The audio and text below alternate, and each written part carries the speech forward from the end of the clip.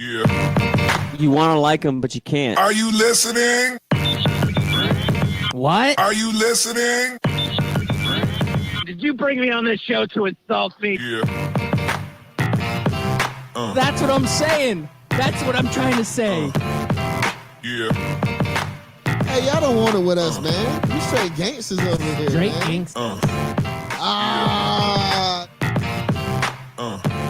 Yeah. Good morning and welcome back. That's right. You are listening to Scout Team Radio. We bring it to you hot and live each and every morning, Monday through Friday, right here on 12 Ounce Sports Radio. I am one of your favorite hosts. They call me Loudbeard. You are the most egotistical, self-deluded person I have ever met. Yep, all that is true. And the man on that other microphone, he is a great American and a great patriot.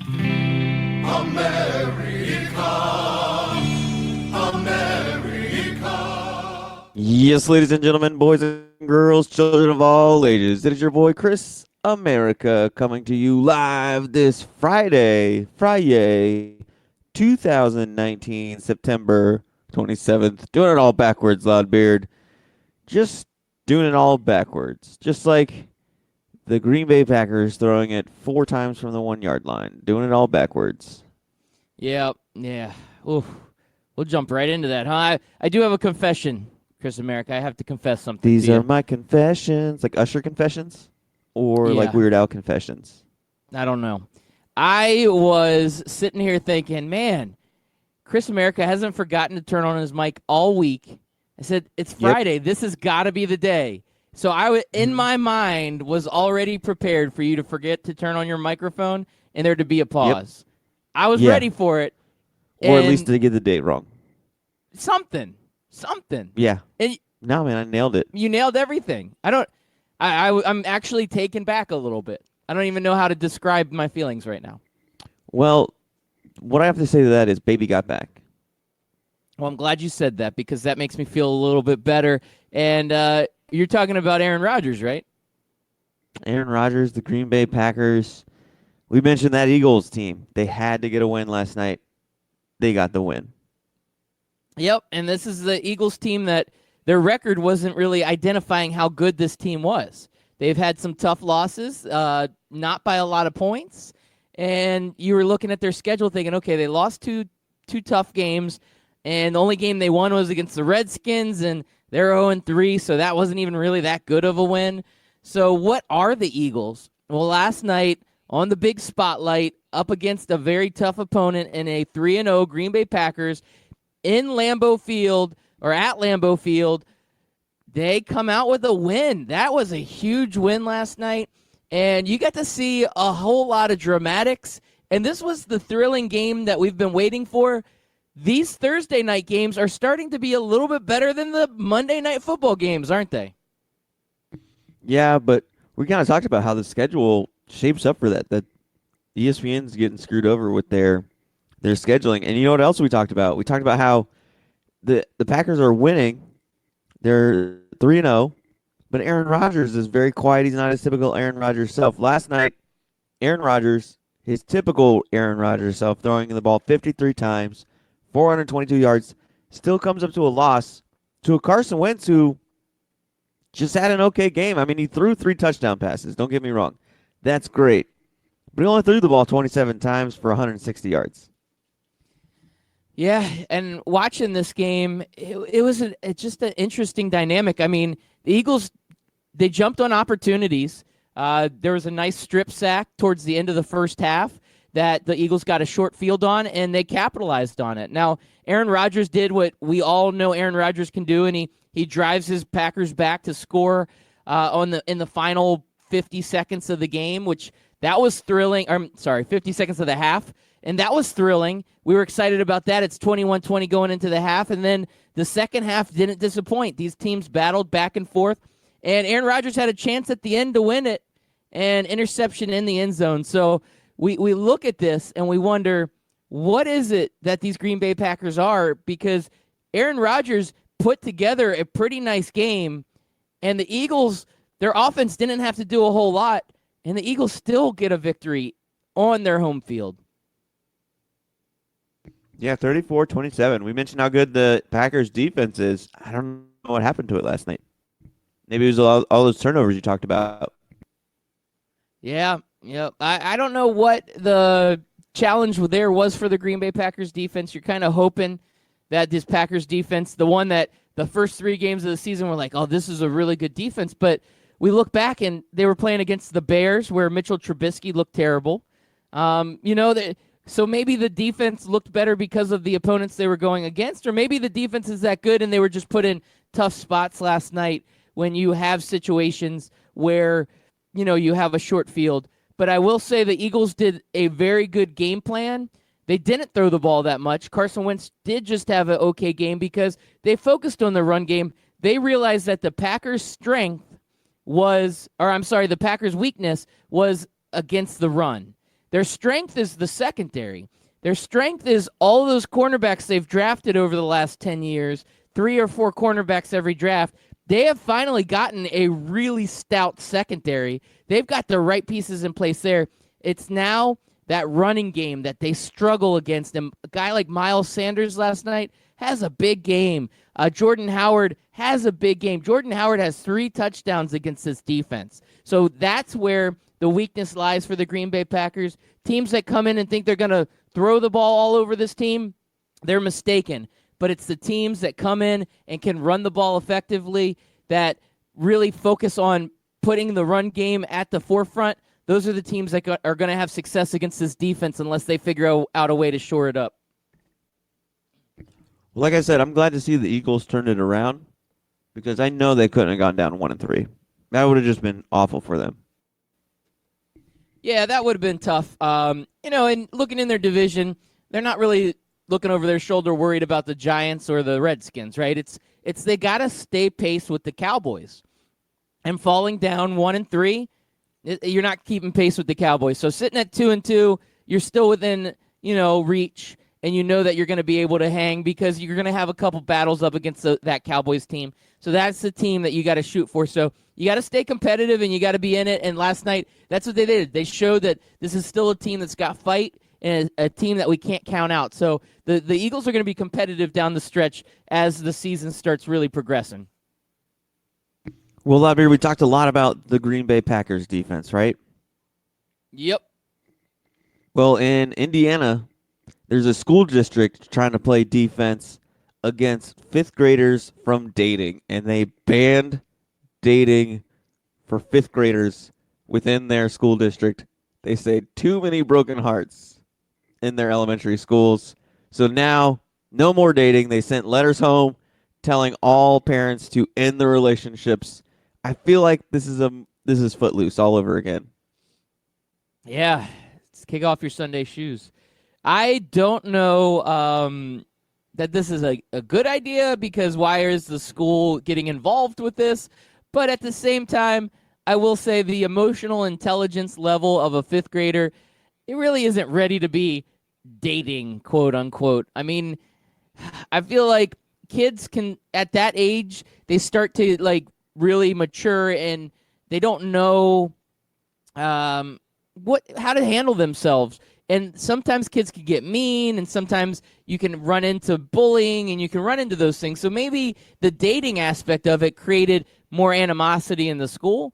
But come on, get in your lane, school board. Don't get involved with this. Yeah, it feels weird, doesn't it?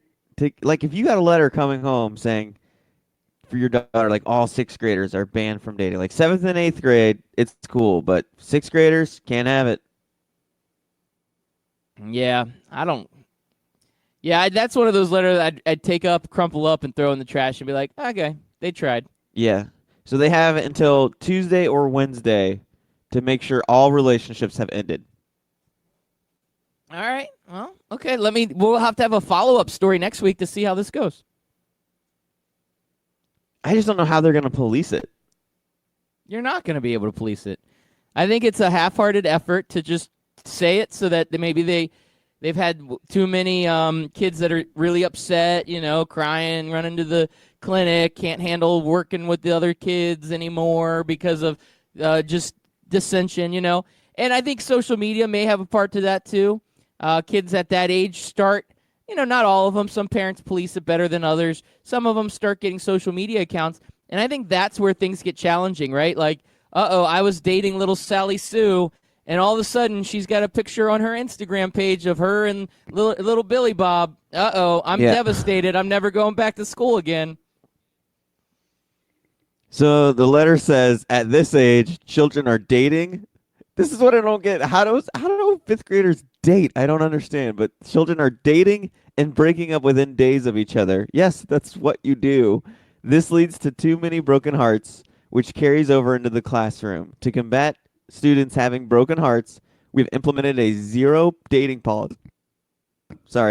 We have implemented a zero dating policy. We are still encouraging our fifth graders to have many friendships and to develop strong friendships. Again, we are encouraging strong friendships. Students can still play together at recess, be in groups during class activities, and many other situations. We are truly just attempting to lessen the amount of broken hearts. So see, Loudbeard, they're trying to just unbreak my heart, say you'll love me again. They're just trying to unbreak those hearts, Loudbeard. Yeah. I mean, they're trying to look out for the best interest of the students. And you're right, dating's kind of ridiculous at fifth grade, but again, where do we draw the line? When do we separate what the school should be focused on and what it shouldn't be? And that one is, I think, crossing the line. Just a little bit. Just a little bit. Unbreak your heart. Unbreak my heart. Unbreak everybody's heart. Unbreak all of our hearts. I just think it's going to lead to more dating. Yeah. Tell kids they can't do something, and now they want to do it even more. Yeah. Well, these little fifth graders, they can get emotional when they have a broken heart. Last night, the Mariners fans up in Seattle, they had an emotional night. Their king. Did they have couple skating? Yes, Fifth they grade did. Dating reminds me of couple skating. Right. That's the old roller skating rink, getting the quads on. Let's do a little couple skating. Let's see if we can skate backwards, maybe put a 1 foot up in the air showing off our tricks to our lady friends. That's what it's all about right there. That's how you date in fifth grade, Chris America. I'm going to write a novel about this. It's 3 pages long. I remember when I figured out how to skate backwards. I was like, yes, I can finally do the backward skate. It was overrated, wasn't it? It was. It definitely was overrated. Well, all of our friends up in Seattle, they're learning how to skate backwards. They've got their emotional connection to their king, Felix Hernandez. Last night was his last night, and it was one of those emotional send-offs where the whole crowd gives an ovation. He's hugging all of his teammates. I mean, just a beautiful sight for one of the greatest major league pitchers we've ever seen play. And he's been up in Seattle for such a long time. He's been such a stalwart for that team. And what an amazing career. And we get to see one of the greats walk off the field, possibly for the last time. But afterwards, he says, he's like, I'm not retiring. I'm going to see if somebody else will give me a job.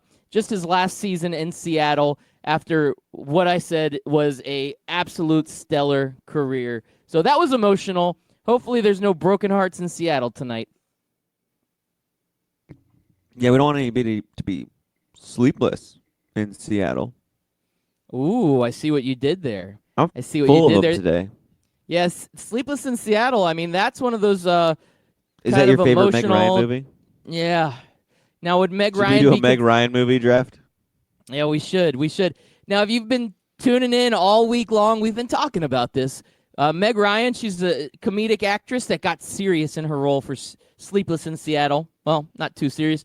But our draft today is about actors or actresses who started out their career as a comedian or a comedic actor and then transform over to being a dramatic actor. So that is our draft today. Did I describe that okay for you, Chris America? I think that sounds perfect. Yeah, I am perfect. Thank you. So, Loudbeard, I was just on a show called Girls Beer Sports. They're great with, they're all out of Kentucky. And I'm kind of curious as to what they think about this because they're huge Kentucky Wildcat fans, right, Loudbeard? When you're in Kentucky, it's pretty much the only team you have to root for except for Louisville. Yep, birds with teeth. I guess you could do the Hilltoppers, Western Kentucky. Anyway, so two women have filed a lawsuit, though, against the University of Kentucky, saying the university lacks enough women's varsity sports. How does this happen? How does this? I felt like we kind of took care of this 30 years ago. There's a whole Title IX thing that says you have to have at least the same amount of women's sports as there are men's sports. How is there an oversight on this at UK? That's a good question. I'm not sure how that could happen. Now, it specifically says varsity sports. So maybe they made a bunch of women. So, but it's in a college. So, I mean, is there junior varsity sports in college? I don't think that's a thing. Why does it specifically say varsity? I feel like there's a catch. Maybe it's different between varsity sports and club sports. Like there's no JV, but there's club sports. Okay, so, but still, like you said, the Title IX. Yeah, I don't know. I don't know what this is all about. It sounds like there's some trifling going on in Kentucky. Does that sound like it's trifling? So, is it the number of sports or is it the number of athletes? Because it says here in the lawsuit that the university needs to add 183 women athletes to meet federal compliance. Okay, that makes a little bit more sense. So let's put this in perspective. There's not going to be a female football team, typically, right? Right, I don't think I've ever seen that. I'm going to say it out loud. I haven't seen it in a college level, maybe on an intramural level, but in a varsity level. So a football team's got like 100 players on it when you look at, top to bottom. So you say, okay, well, we've got a football team in Kentucky, and then we've got a women's shot put team. That's 1-for-1. And the women's shot put team has 3 women who know how to shot put. So then you're like, okay, well, 100 players on the varsity football team, 3 women on the shot put team. Is that kind of fair? So maybe they've looked at some of these team sports that are only men, and they're, a lot of men getting scholarships, a lot of men that are on these teams that are getting these opportunities, and the women's sports are all either individual or very small team sports, and then you've created a distance of the amount of players. So you have the same amount of team sports or sports, but you now have 100 and would you say 83 kind of a differential between women athletes versus men athletes. Yep, and so I guess that what they're missing is a field hockey team, a lacrosse team, a triathlon team, an equestrian team, a rowing team. Like these are the types of sports I guess that these two women are looking for. They're two UK students, and one said, she says the fact that this is 21st century and there's still an issue towards gender equality among sports baffles me. I'm very grateful for my experience at UK. However, I cannot help but think how enriched my experience would have been if I had the privilege of playing lacrosse at this collegiate level. Okay, well, a couple things to that. I absolutely agree with her. I'm not going to say her point's wrong, but her comments. We're talking every day about gender equality in sports. We're talking about pay inequality. We're talking about all kinds of different topics for that. So the fact that we're still talking about it is still happening. Why is she saying that she's surprised that we're still talking about it? Because it's not a surprise. It's an ongoing issue. So, yeah, I'm glad you're bringing it forth. But I think she's kind of saying the same point that I made, where I was like, I'm surprised that colleges aren't like this. Title IX thing's been around for 40 years. I'm surprised that UK can't get it right. I think maybe she's saying that along those lines. Okay, well, on the other note, if you're a athlete and you're going to a school, let's say you're good enough to be a college athlete for a varsity program, right? You would go to a school that has that sport, wouldn't you? Typically, like if you're a college football player, you're not going to go to a small school that doesn't have a football program. It's not typically that a lot of people just walk on that aren't, you know what I mean? So that is another part of that I'm thinking. I mean, it could be, I don't know. I'm assuming that women's lacrosse is probably more spread out than, say, the football and basketball teams are. So maybe for her, it's like, well, this is, personally for me, Kentucky has the best education that's closest to my home, that offers the right degree. There's a lot more that goes into your college decision as an athlete than just how good is the sport. That's why when people are like, oh, my God, the number one quarterback in the nation just chose to go to Stanford instead of Alabama. What is he thinking? He could be thinking Stanford has a much better degree program for physics or whatever it is that I want to go for. Yeah, no, I can totally agree with that. Maybe, and I don't know anything about women's lacrosse. I'm not going to pretend like I do. I mean, maybe there's just a lack of women's lacrosse throughout the country. I mean, there's got to be other programs out there, but you're right. Maybe geography was a little bit of a challenge for her. So I can definitely dig the reasoning behind why they went after this. This is just going to be an ongoing issue as we consider the equality issues that are still prevalent in the world, that, or at least in the United States, where we've got to address these issues. So congratulations to these two for identifying this problem and actually taking action on it. So I think that's amazing. Yeah. Instead of just like sitting outside a student hall with signs, they're taking real action. Not saying I'm against protesting. I'm just saying. Yeah. I remember that one time you were standing outside of the student union burning your bra. I was like, what the hell is Chris America doing? Yeah. Man, lose the bra. I'm against bras, man. What do you want from me? Have you ever worn one? The underwire, it gets to you after a while. Oh, yeah, it really starts riding. So, Chris America, last night we had a good college football game. I don't even know if you realize this. Thursday Night Football was overseeing it. But, I have a special place in my heart for the American.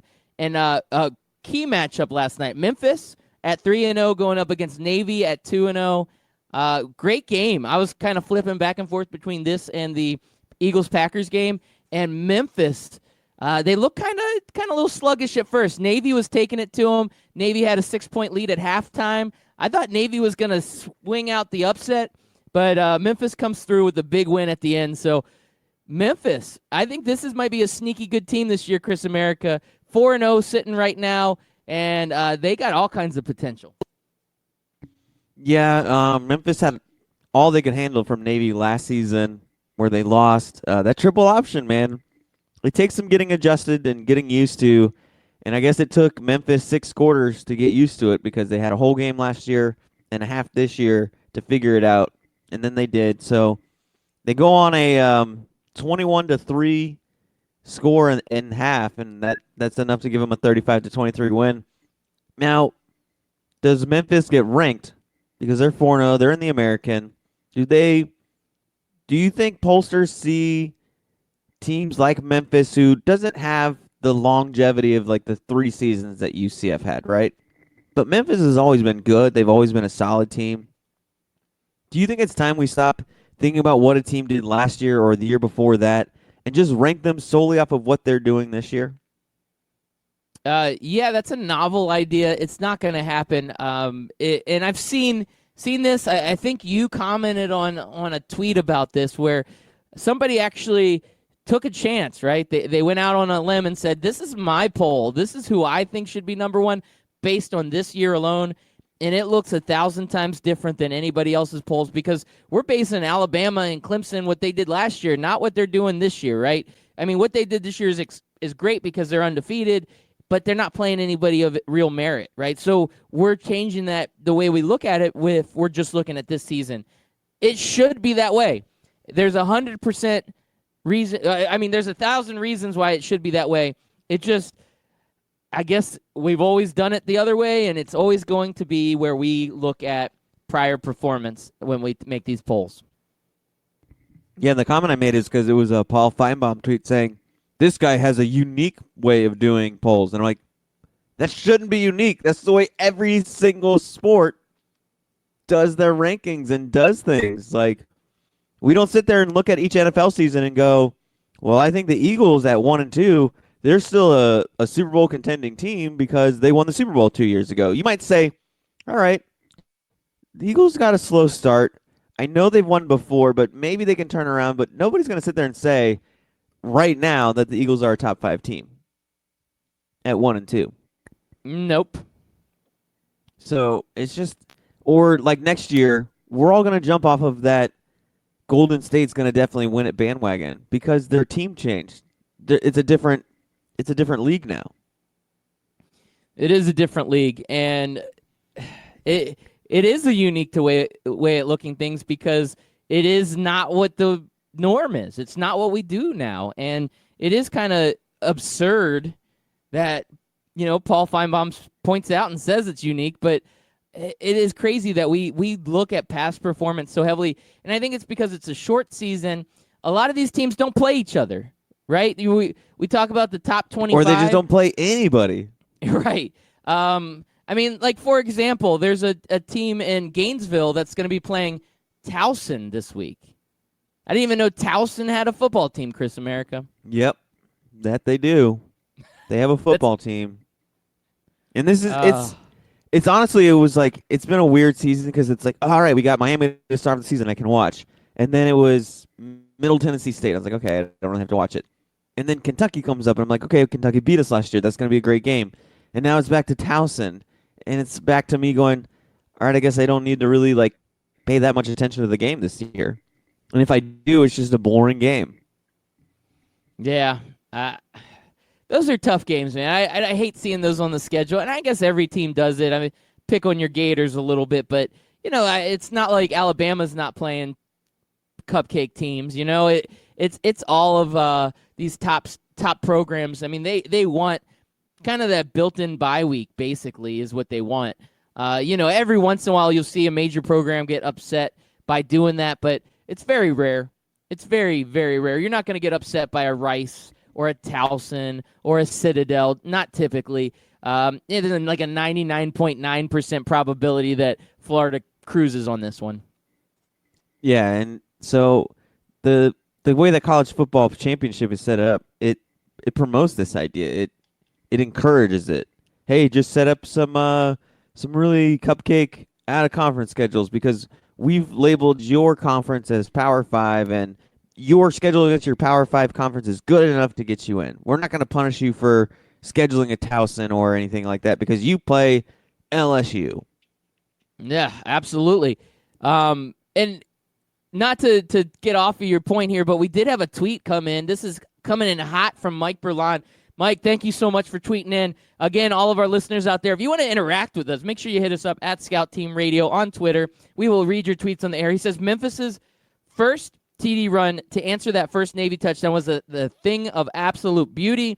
The dude dove for what felt like 5 yards to get in.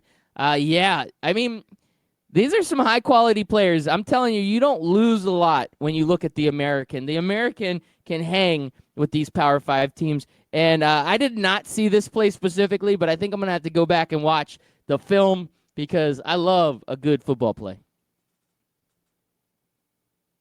Yeah, me too, man. Me too. Well, Loudbeard, we're coming up. Sorry, I'm like going over my comedians and stuff.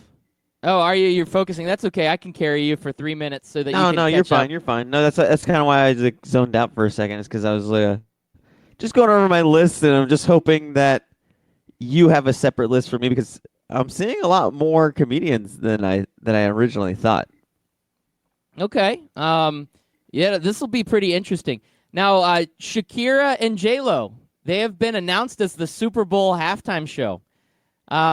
Yeah, so... Loudbeard, do you think those tips lie? They don't lie. I'm telling you right now. They don't lie. Shakira and J-Lo. Man, talk about Battle of the Booties. I'm telling you right now, and I don't know why Shakira didn't make my top 5. I'm looking back. It's one of those ones that fell under the radar, but I'm telling you, this is think Shakira. I think back, and I don't remember when Shakira first kind of burst onto the scenes, but I would have to say that if they were going to take like younger Loudbeards, like top like celebrity crushes, and put two of my like top 5 celebrity crushes and put them on one Super Bowl show, whoever did that just nailed it out of the park because between Shakira and J-Lo, yeah, that it doesn't get much better than that, man. These are two very beautiful women. Yeah, I'm already excited. Mike Berlon tweeting in, and yes, I'm very excited as well because, again, those two women on stage together.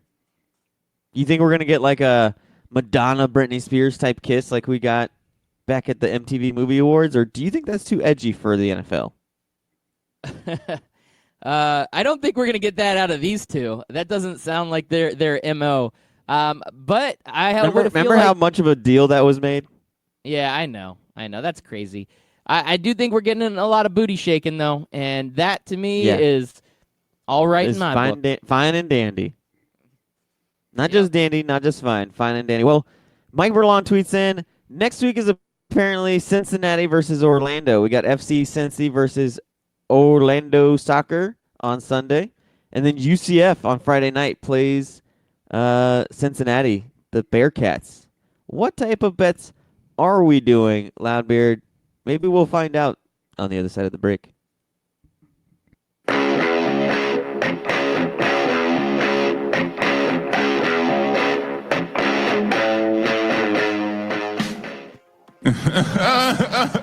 Hey, Kawhi, what are you laughing at, man? This isn't funny. Fantasy sports reimagined. FanDuel, that's what I'm talking about. It is more than just fantasy sports. It's the best way to watch the games, win real cash, and bring the action right to your living room. Just choose a contest, make your picks, watch, and win. And if you go to FanDuel.com/STR today, you can get a $5 deposit bonus. Once again, that's FanDuel.com/STR. Come on, man. This is not a laughing matter. If you've been listening to Scout Team Radio for a long time, you know that myself, Loudbeard, has placed a bet or two in his day. That's right, I've lost the beard bet, I lost the romper bet, but one place I don't like losing is when I bet money, and I can easily do that at MyBookie. That's right, you can go to mybookie.ag, use promo code 12OZSports, and get a 100% deposit bonus up to $1,000. Hey, guess what? That is a lot of money. Do it.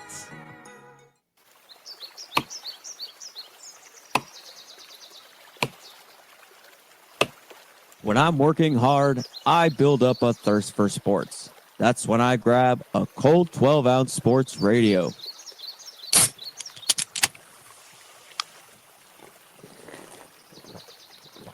Ah, 12-ounce sports radio. Quench your sports thirst.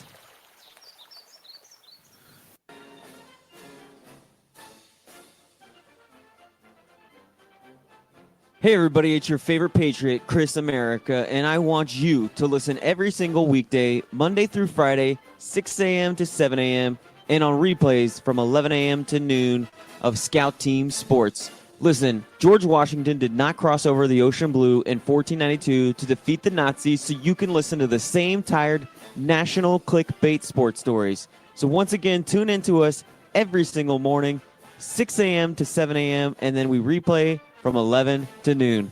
I will see you there, and God bless America.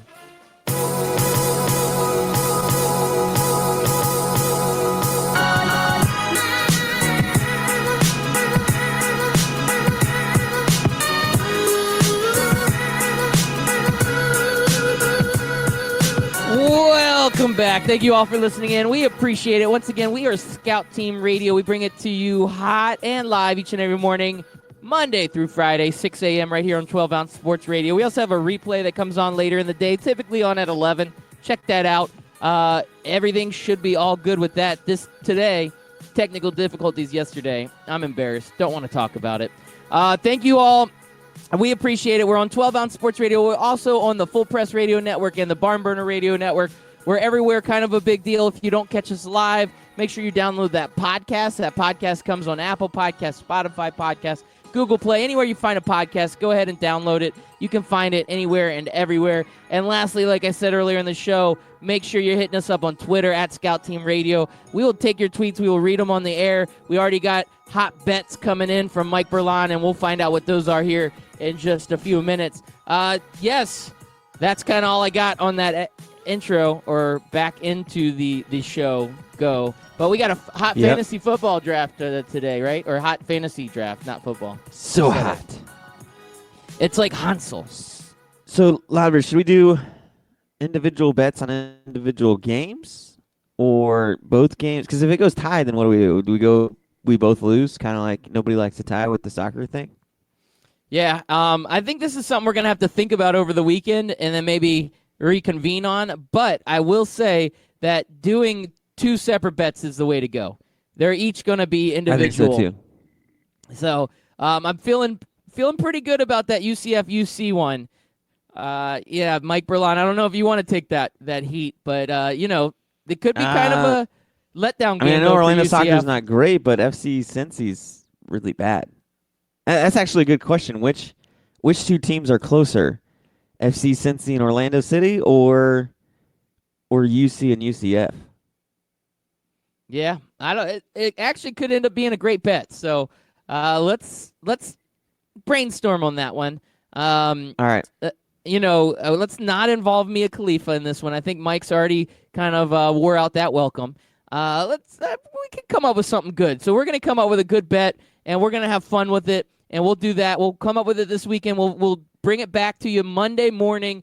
We will have a bet on hand. I'm sure we'll be doing some communicating with Mike Berlon over the weekend to try to hammer out the details of this. So all of our listeners out there, make sure you catch us Monday morning, and we will reveal the battle of Cincinnati versus Orlando bet. I like it. Well, Loudbeard, are we ready to do this draft? Yeah, I've been waiting my whole life for this. All right. So I have the number 1 overall pick, right? Yeah, you can have the number 1 overall pick, sure. Because you had it last week, didn't you? I can't remember what I ate yesterday, let alone what you picked last week. I'm pretty sure you had the number 1 overall pick. I don't remember what the draft was, though.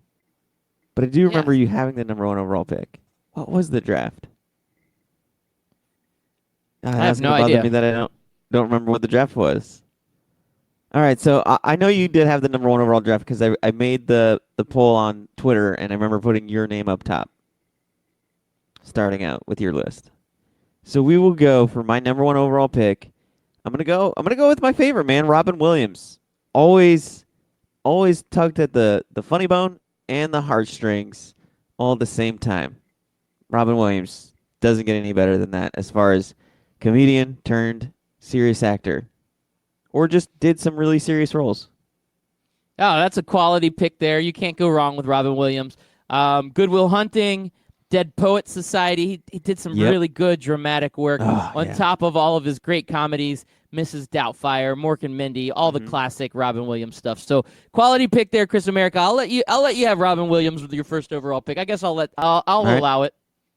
You'll allow it? Okay. I'll allow it. So for my number 1 pick, I'm gonna go with this versatile actor. I'm going with Jamie Foxx. I think Jamie Foxx is one of those guys that absolutely owned the dramatic world after being such an amazing comedian. You can go back and watch In Living Color, see those Shanae skits, and you think, man, that guy is now the serious actor that's winning awards for movies like Ray. And I just think Jamie Foxx is just one of those actors that has changed the world. So I'm all about it, man. I'm putting Jamie Foxx my number 1 pick. Nice. That's a solid pick. Here's one of the names I didn't know had as many serious roles, but I just wasn't around then to know his entire movie, catalog, and that's Richard Pryor. Richard Pryor, one of the best-known comedians of all time. If you had a Mount Rushmore of comedians, I think Richard Pryor. A lot of people would put Richard Pryor up there, and his role in Blue Collar was solid. But even though he had a little bit of a drug problem, Richard Pryor did, Loudbeard, and it was at the height of his drug problem when he was making this movie, and he actually pulled a gun out on the director, Paul Schrader, which is crazy to think about. Yeah, not a lot of comedians come through and say, I had a clean, sober career my entire career. That's unfortunate, isn't it?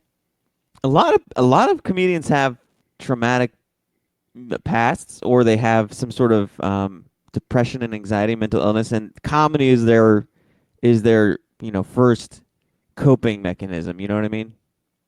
Oh, absolutely. And then it turns to drugs and everything else like that.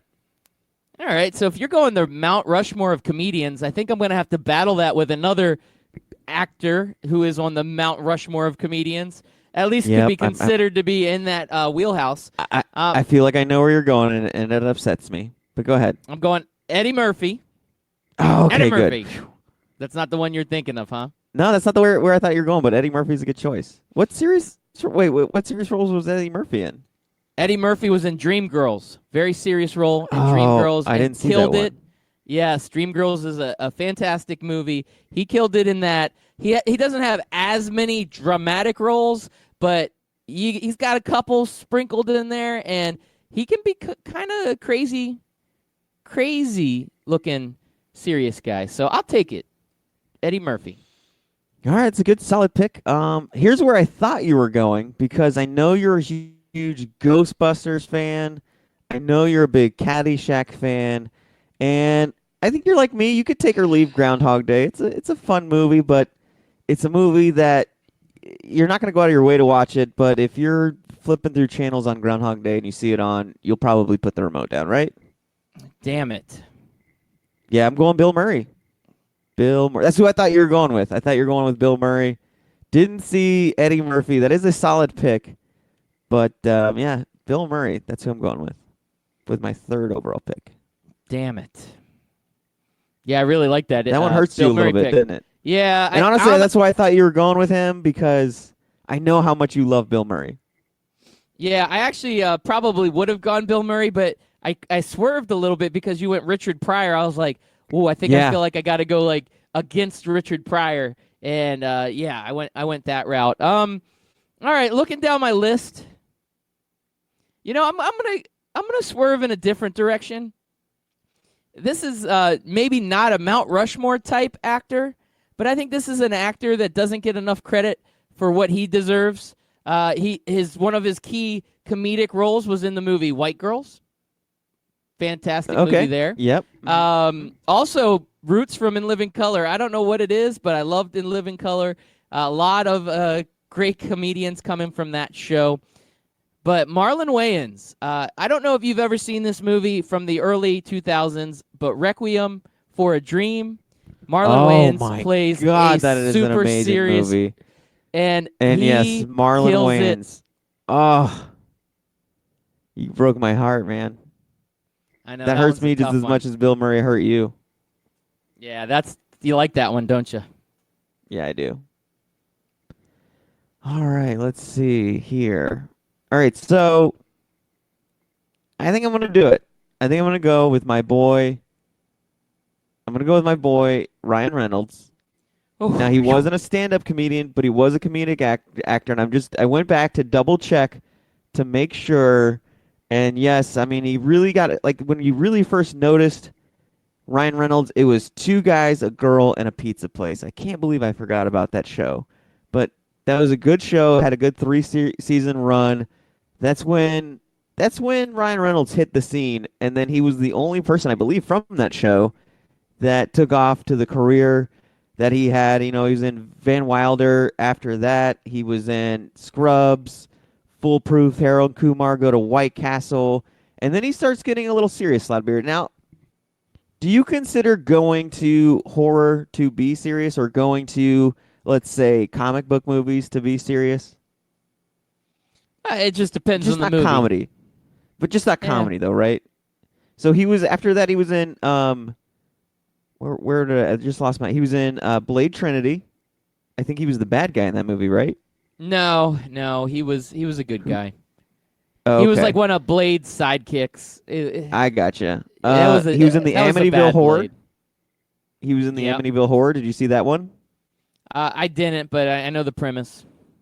He was in Smoking Aces, Nope, which was didn't a good. see that. It was a good action, like bang bang shoot 'em up, like Vegas type movie with mafias and stuff like that. It was good. And then Buried. Did you ever see that one, Loudbeard? Buried? No. Yeah, that was actually Buried and Safe House were two movies that actually really surprised. Like Buried, I thought was gonna be lame because it's about him being. I don't know if he was a soldier, a tourist, or I think he was a media guy. He gets captured by the Taliban, and they bury him in a coffin with a cell phone, and then the whole movie is about them trying to find him, but it also does a lot of flashbacks and of how he got captured and leading up to him going to the Taliban. And then Safe House was actually a really good movie with him and Denzel Washington. Okay. Yeah, I think I saw that Safe House movie.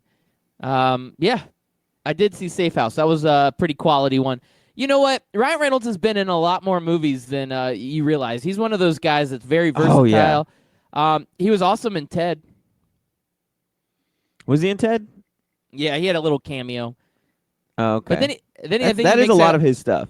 Yeah, I think he makes out with a dude in that one, which was kind of just thrown in there randomly weird.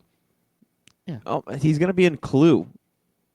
Apparently, they're making a new Clue movie. That's pretty cool. Oh, people have been knocking down the walls of Hollywood to get a new Clue movie. All right, so my next pick, looking down the list here, you know what? I've got a theme going, and other than Eddie Murphy, my theme is going to stay intact here. One of my favorite actors of all time, Jim Carrey, Ace Ventura, Pet Detective. I mean, the guy. Oh, I thought is your just, theme was black comedians. No, my theme is people from In Living Color. But Eddie Murphy wasn't in Living Color, was he? I Oh said yeah, you did everybody say but Eddie Murphy. Eddie. Yeah, but yeah. everybody. Okay, I got you. Okay, well, I guess I could have gone with that other theme. But no, I'm going Jim Carrey. I love Jim Carrey, but he's had a couple serious roles. Some of them not so good, like The Majestic. It was an okay movie.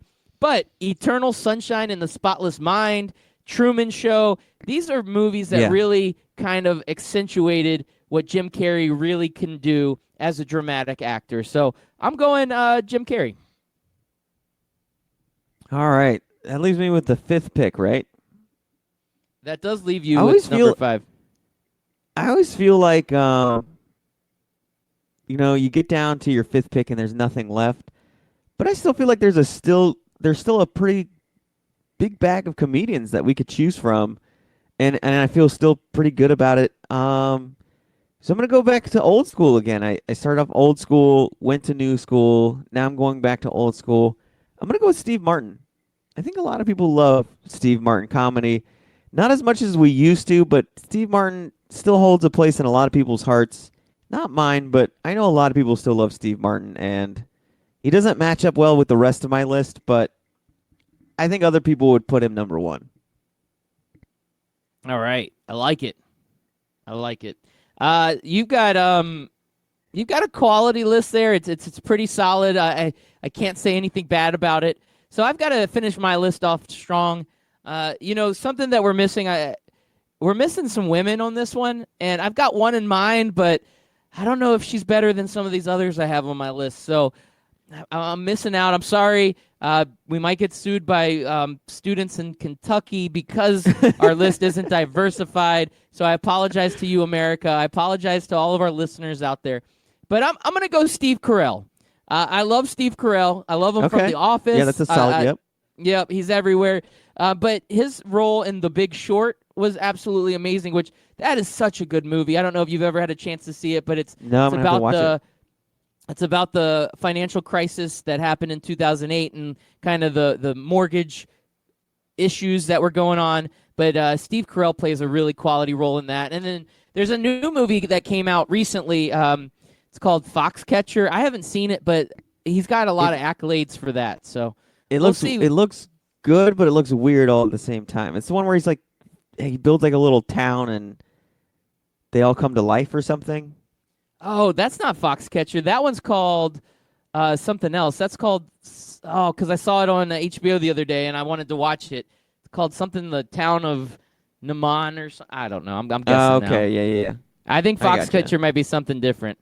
I don't know. Anyway, Okay, I gotcha. but that one's dramatic too. You're right. So Steve Carell in that one. I'm glad you brought that up. I think you're helping my point out here. So I picked a good Steve Carell. So Chris America, on your list, who do you have as some of your honorable mentions? Well, you brought up females, and I too had some females on my list that I wanted to pull the trigger on, but then I kept thinking of other people, and I was like, man, not to be sexist, but this comedian is just better. I think people like them more. But, Whoopi Goldberg, going back old school, Yeah, she's the one I I had don't on know. my list. I don't know that many people like her as much anymore, that now that she's just strictly all about, The View and politics, and, that turns people off sometimes. Not saying that they can't do it. It just gets you disliked by half of the country no matter what side you're on. And then Emma Thompson was on my list. And Nice. Kristen Wiig. Nice. So, yeah. Um, Few females on my list that every time I was like, okay, maybe now I'll do it. No, Ryan Reynolds is better. All right, what about now? Bill Murray's better. You know what I mean? No, I know exactly what you mean because I had Whoopi up there. I think Whoopi was my top. Kristen Wiig I also had on my list. I like Kristen Wiig a lot, but on the dramatic side, I just can't like pinpoint a movie where she really nails it. Right. She's just such a good comedic actress, and that's what I love her for. And that's where I felt with Will Ferrell. I Yeah, had Will same Ferrell on thing. my list, but I was like, I don't think anybody really cares for his dramatic movies. Yeah, they don't. He's known for being a comedic actor. Where a guy, to me, the transformation is guys like Jamie Foxx and Robin Williams, our top 2 picks. These are guys that Yeah. went into dramatic movies, and you didn't look at them as a comedian that's trying to be dramatic. You just they were so just owned it. believable. They owned it absolutely, and that's really what the spirit of this list really came out to Yeah. be. But great draft today, Chris America. We killed it today. I'm just gonna We say it. Hit it We killed it. out of the park. It was unbelievable, Your Honor. So do we want to do a fire and ice challenge, or do you think Mike Berlon's done with those? If I were him, I'd be done with them. I think, like you said, we're gonna have to brainstorm over the weekend. But Yeah, we'll come up with something good. Well, you know what? While we're brainstorming over the weekend, there's some great games coming up. So I just want to. We got a couple minutes left. It's a Friday. Tonight, Maryland versus Penn State, Arizona versus California. Some good college football for you on your Friday night. So you can sit there, drink your Fire and Ice Challenge, Chris America, and come up with good betting ideas for Mike Berlon. well, speaking of coming up with good betting ideas, Ladbeard, I'm scrolling through Twitter, and I see one of those. What is your Halloween costume by using your birth date? And I'm gonna give you yours right now. You're October 14th, correct? That is correct. You are a whorish Mary Berry. Oh. Mary Berry or Yeah. Mare? Marion Mary Berry. I don't even know who Mary Berry is. I am a sexy spoon. Yes, I love spooning, Loudbeard. Now, are you the Little known big? fact? Are you the big spoon or the little spoon? Yes. Ha! Good call there. See, if you were born on the 13th, you'd have been a whorish biscuit. Now that sounds like a good costume. Yeah. Let's see. I still got to pick out my Halloween costume. A few years ago, I was Bob Ross. Nailed it. Grew out a beard, Loudbeard, believe it or not. Huh. I don't believe it. You're right.